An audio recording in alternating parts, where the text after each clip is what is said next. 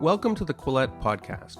Quillette is where free thought lives. We are an independent grassroots platform for heterodox ideas and fearless commentary. And this week, I'm going to be talking about the Canadian federal election, which will take place just days from now, on Monday, April 28th. To be honest, I originally didn't think this was a topic I needed to cover for the Quillette podcast, since more than 3/4 of our listeners are outside Canada. But as it turns out, there seems to be enough international attention focused on this election to warrant an episode.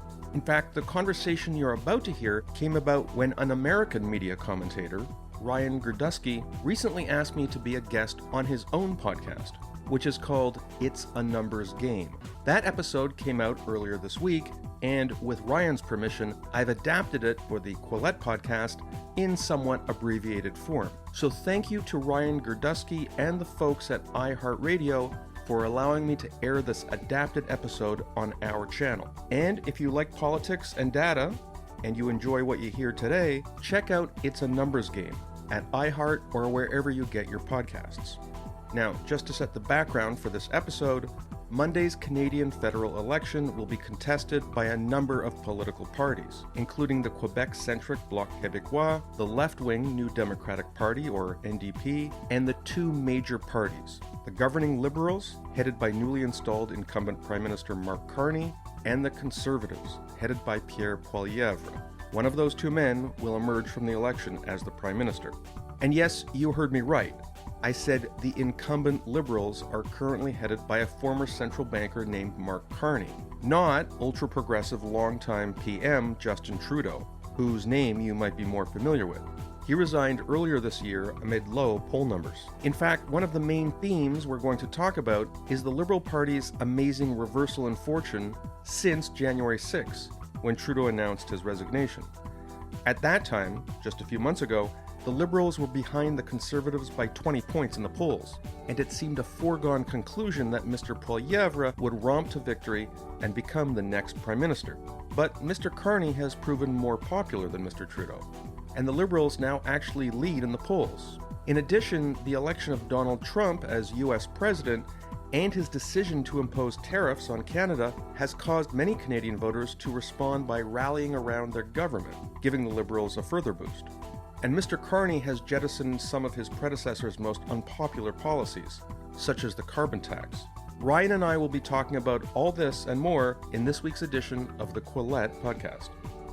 Going into this election, the Liberal Party came back from the dead. They went from a 25-point deficit to a 2 to 6 point lead.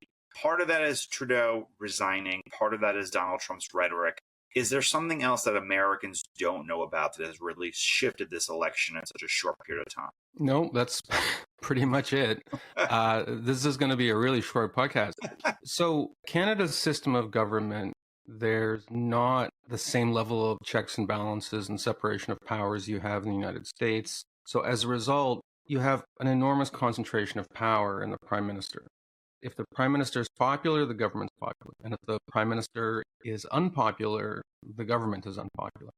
Canada has no term limits. So the same Prime Minister can serve 3-4 terms in a row. The only limit is mortality. You have premiers and prime ministers who really do serve beyond their... Sell by date. Yeah, and the way things work is, sometimes they lose the popular vote, but they still end up in power because we have, depending on how you count them, 5 parties in most ridings vying for votes. So you get vote splitting, and sometimes the incumbent will get in with like 30% of the vote. As a result, you get premiers in the provinces and prime ministers who hang on. They wait too long to quit. Well, Trudeau didn't get a majority of the vote. I think in the last election or the one before that. His first term, he did get a majority. And interestingly, that was kind of the same phenomenon. You had Stephen Harper, who at the time was the Conservative incumbent and had won some majorities. But by this time, it happens to every politician. They become unpopular. People blame them for all sorts of things, sometimes with good reason. Scandals pile up. They develop cronies that they can't seem to get rid of. It happens with politicians. Yeah, in all America, countries. I can't possibly Nope. understand that. Except America. I mean, it never happens in the United States. Yeah, in America, we Yeah. never have a politician who's too old and clings to power for too long and No. Yeah. just continues on. Although that joke swings both ways depending upon if you're red and blue. But it's a bipartisan. Yeah. Mitch McConnell is literally like, quote unquote, stroking out in the middle of press conference. Well, I mean, that's the thing. You have the incumbency re-election rate in the United States is so high, especially I think in the House of Representatives, that you've got 20-term guys who just kind of phone it in every 2 years. And yeah, we have kind of a little bit the equivalent of that in the ridings. Anyway, all of this to say, politics in Canada is often very personal. The fortunes of the party go with the fortunes of the leader for the most part. It's a lot like the UK. It's more like the UK than the United States. Parliamentary system, right? Right. Now, I want to just preface something for the audience. Canada has a first past the post election system. Yeah. So the way things work, we don't have transferable votes or sometimes parliamentary systems they've experimented with. It's not like representational like it is in Germany, let's say. You have to win your respected district as a candidate as well. So there aren't party lists where you might have some candidates elected on the basis of a party list and others represent geographical ridings. Canada is very simple. It's in your riding. There's 10 parties and everyone else wins 8 or 9% of the vote and you win 11% of the vote. That's it. You win. Yeah. But the long and short of it, the Liberals were very much identified with Trudeau, who was extremely unpopular for a variety of reasons. And so if you looked at the polls a couple of months ago when Trudeau was still the leader of the Liberal Party and the Prime Minister, it looked like the Liberals were going to go down to a historic defeat in the 2025 election.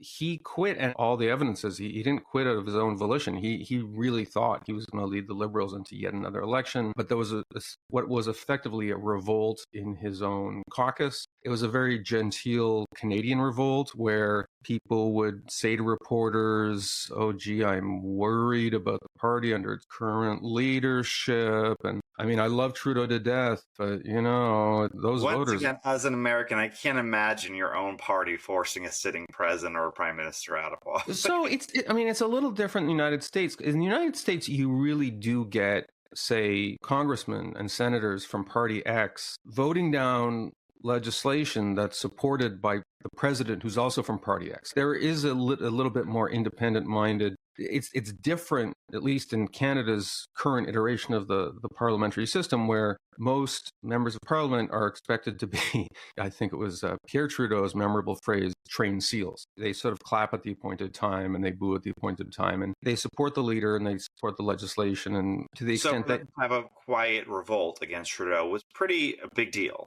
It wasn't quiet. I would say it was genteel. It's like everywhere else. They live and die by the polls. And the polls suggested that if Trudeau led the Liberals into the next election, the Liberals would get trounced. And as soon as Trudeau quit, it didn't take more than a week or two, you saw Liberal fortunes start to rebound. And the guy who party establishment, and I think Trudeau himself, favored this guy. His name is Mark Carney. This isn't my line, but it's accurate. He looks kind of the way a Canadian prime minister would be depicted in a 1985 movie about Canada and the United States. Cuts a dashing figure, but also eminently forgettable. I mean, he's a very accomplished guy. He used to be governor of the Bank of Canada. He went to the UK and had the same job. By all accounts, a nice guy. I actually know a guy who studied economics with him and said he was a perfectly decent guy.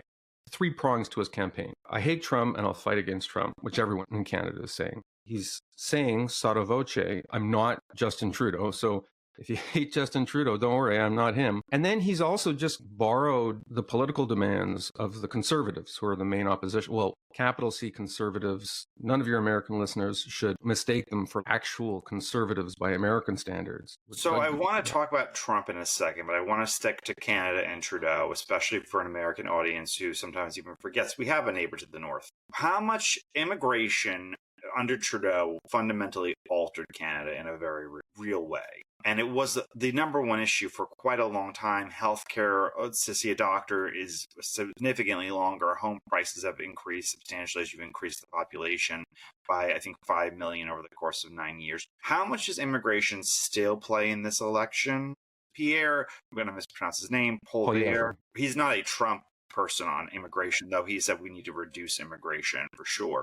But how much is immigration still part of the conversation as it was, let's say, a year or two ago. And it seemed to be in all the Canadian press. One thing that's happened, I'm going to address the substance of your question shortly, but I'll just say right off the bat, this is one instance, as with the carbon tax, where one of the things the Liberals have done, which have made themselves more electable, is they've just thrown in the towel on this issue. Even before he resigned, Trudeau, this is mid to late 2024, he recorded this kind of odd video where he said, hey, I get it, immigration levels are too high, I'm slashing immigration levels. Immigration. Let's talk about it. In the last 2 years, our population has grown really fast, like baby boom fast. And increasingly, bad actors like fake colleges and big chain corporations have been exploiting our immigration system for their own interests. So we're doing something major. We're reducing the numbers of immigrants that will come to Canada for the next 3 years. There's all sorts of sub-programs, temporary worker programs and stuff like that. And across the board, the Liberals kind of stole the plank for any opposition party that was opposed to enormous immigration levels. They kind of just renounced their own policy on immigration. And the Conservatives didn't then move further to the right. They just stayed where they were, right? Immigration is a funny issue in Canada because Trudeau massively expanded the number of immigrants who come to Canada. Even before he took power, I think Canada was immigrating something like 1% of its population every year. Even in the late Harper years, you had a country that was immigrating about 1% of its population every year. In American terms, this would be the equivalent of 4 million new immigrants to the United States every year, on top of refugees and people coming on visas, and it would be politically untenable. When this was happening in the Harper years and even the first Trudeau terms, there wasn't a huge amount of public pushback. To some extent, it was artificial because it was stigmatized as racist, or at least it once was. Before the Liberals renounced their own immigration policies, the Liberal-friendly media accused anyone who wanted to talk about the issue of being a big racist. Now suddenly it's okay to talk. But even among Conservatives, there is not the instinctive pushback, the reflexive pushback against immigration that you see in the United States, in part because there's all sorts of industries here that have come to depend on foreign workers. I was just out in British Columbia in a small city called Kelowna, which, it's the equivalent of, I don't know, like Aspen, Colorado or something like that. And just like every retail establishment you go into is staffed by temporary foreign workers. And if, your average McDonald's or Burger King or Tim Hortons or anything like that, they had to depend on just native-born workers who are citizens and such that, at least for now, they wouldn't be able to keep their shifts staffed. However, as with a lot of things Trudeau did, he just never knew when to say quit. And the arithmetic just got insane. And here in Toronto, where I live, I think there's 4 million people here. And I think something like 100,000 or more of those immigrants end up in Toronto every year. Home prices have just gone through the roof because there's only so much land. And you've just got tons of people coming in, a lot of them who have a ton of cash. Because for all its touchy-feely reputation, Canada's immigration laws are actually very hard-headed from an economic perspective. They emphasize English and French fluency, job skills. You get a lot of doctors and engineers who come here. It's a points-based system. Explain a points-based system to an American audience who doesn't know. You're an investor and you have a lot of cash to invest, or you have job skills, the language fluency, your secondary schooling, trying to bring in immigrants who will assimilate quickly, be economically productive, and hit the ground running in terms of either starting a business or being employed or buying real estate. There was an investor class. You could just come in and say, hey, I've got $10 million to invest in a new business, and you were fast tracked. Canada's reputation on the world stage is like sort of very touchy-feely, and people sometimes assume that everything about Canada's immigration is based on like refugee type criteria, Right. but that's not the case. Right. And over that time period, because even though Canada is a gigantic country, physically, most people live in a very condensed area, so that much population. And wages have stagnated in Canada. The average GDP per capita, I think, was $53,000 in 2015, right before Trudeau took over, and it's still about $54,000, $55,000. I'm not an economist. I don't know how much of this is due to immigration, but economists themselves will debate the impacts of immigration on macro economies.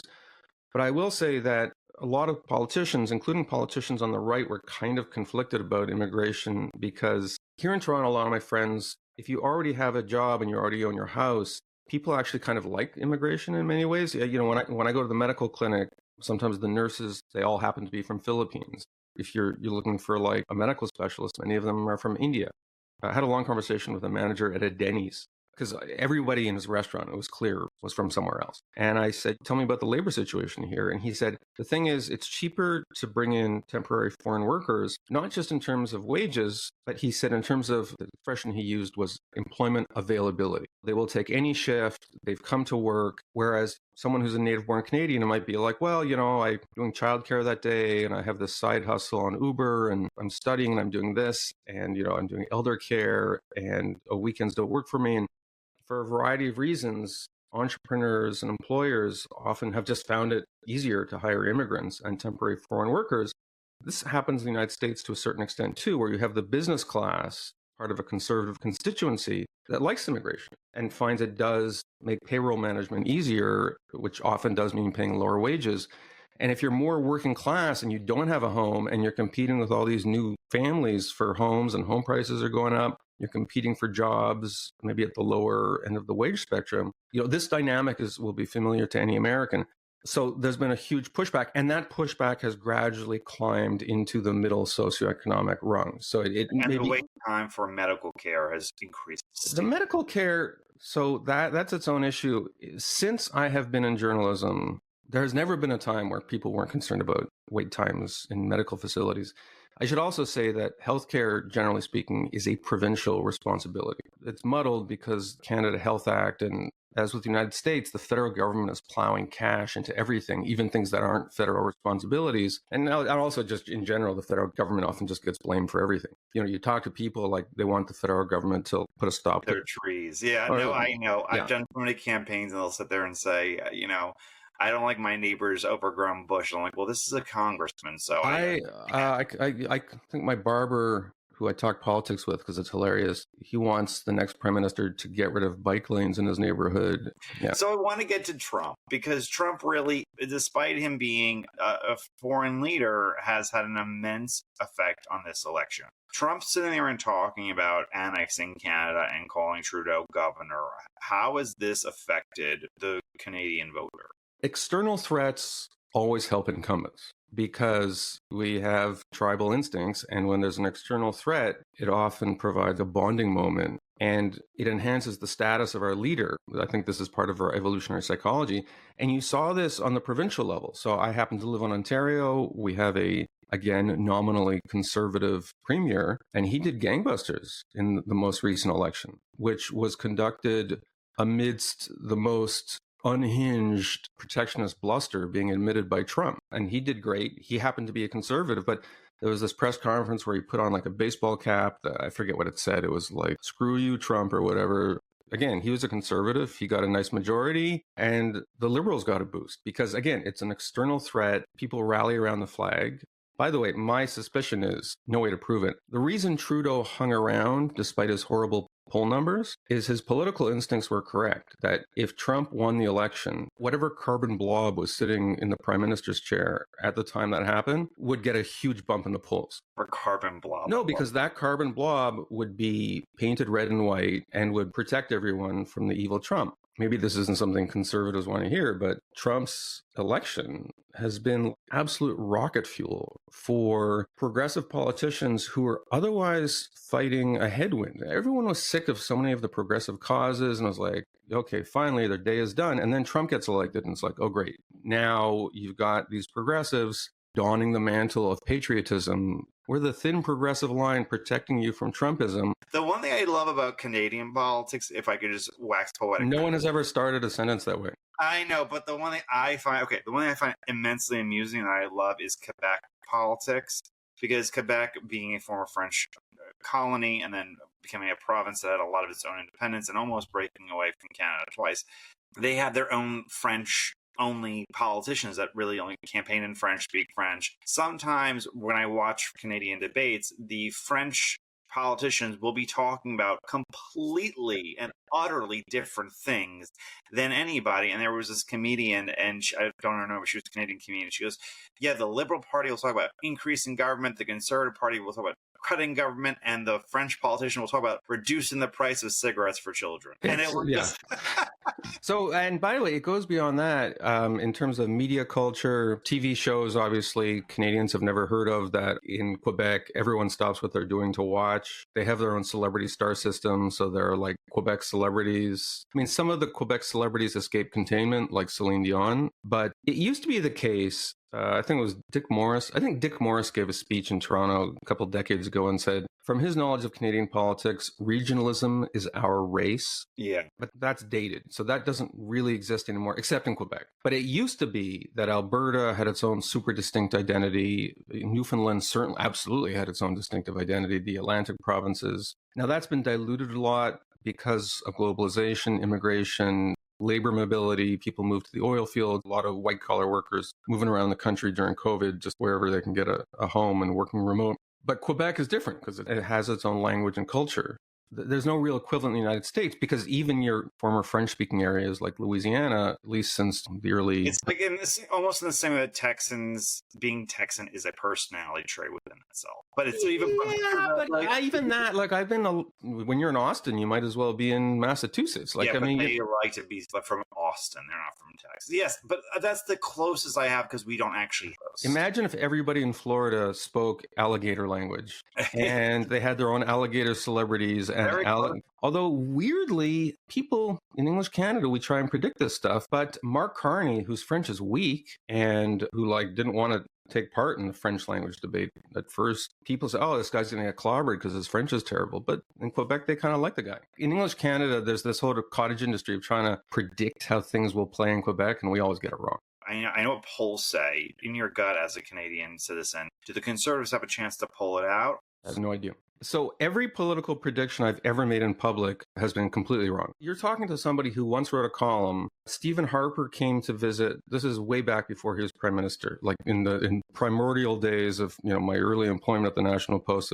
And he came to visit the National Post editorial board, and I found him very cranky and condescending. And I wrote this 800-word column. I was like, oh man, this guy thinks he's going to become prime minister. What a joke! And I started ticking off people who I thought would make a great replacement for Harper after his predictable flame out in the election.